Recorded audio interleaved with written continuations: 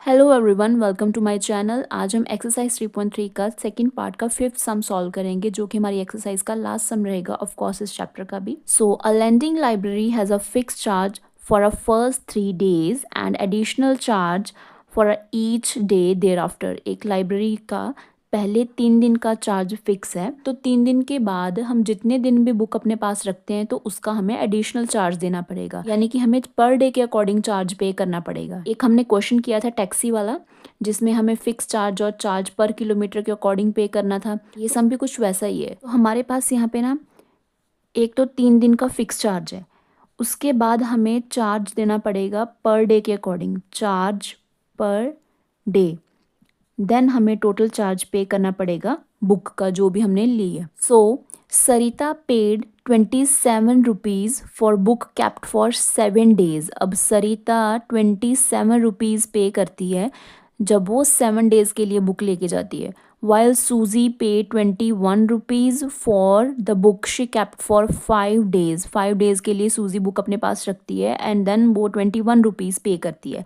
हमें fix charge find out करने हैं, प्लस हमें फाइंड आउट करना है charge for each extra day. देखो, हमें ये नहीं पता कि फिक्स चार्ज कितना है 3 दिन का फिक्स चार्ज कितना है वो हमें नहीं पता, तो हम उसको एक्स लेट कर लेंगे।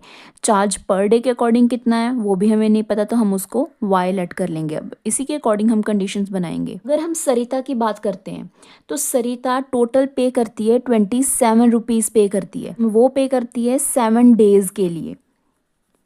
ठीक है, अब देखो जो 7 days हैं उसमें से 3 दिन तो उसके फिक्स हैं। 7 दिनों के लिए बुक अपने पास रखी ना, उसमें से जो 3 दिन है उसका तो फिक्स चार्ज है। उसके बाद बचे कितने, 4 days। ठीक है, 4 days का उसने पे करना है। तो इसके अकॉर्डिंग कंडीशन कैसे बनेगी, फिक्स चार्ज यानी कि कितना हो गया हमारा x plus charge per day. देखो, उसने टोटल 7 days के लिए बुक अपने पास रखी है, उसमें से 3 दिन का चार्ज तो फिक्स अमाउंट वो पे कर ही देगी। उसके बाद हमारे पास सिर्फ 4 दिन बचते हैं, तो वो 4 दिन के अकॉर्डिंग ही पे करेगी। देखो, पर डे का चार्ज है वाई, एक दिन का चार्ज हमने लेट किया है वाई, तो 4 days का कितना हो जाएगा, 4y तो होगा, इज इक्वल टू 27। तो सरिता के वाले केस में ये कंडीशन बन जाएगी। सिमिलरली अगर सूजी का केस लेते हैं हम, तो सूजी जो है वो 5 दिनों के लिए बुक अपने पास रखती है और उसका वो 21 रुपीज़ पे करती है।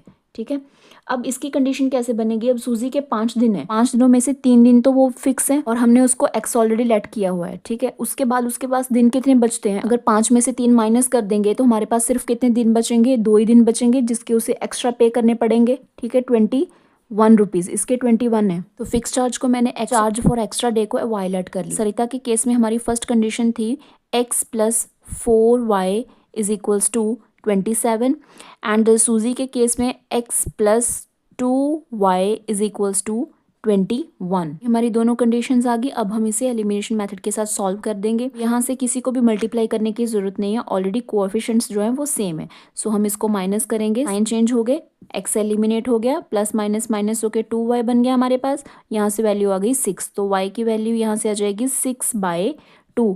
कैंसिल करेंगे जब हम, तो y की वैल्यू हमारे पास आ गई है 3। इसको हम पुट कर देंगे, 1 और 2 किसी में भी पुट कर सकते हो, मैं फर्स्ट में पुट कर रही हूँ। Put in 1, x plus 4y is equals to 27।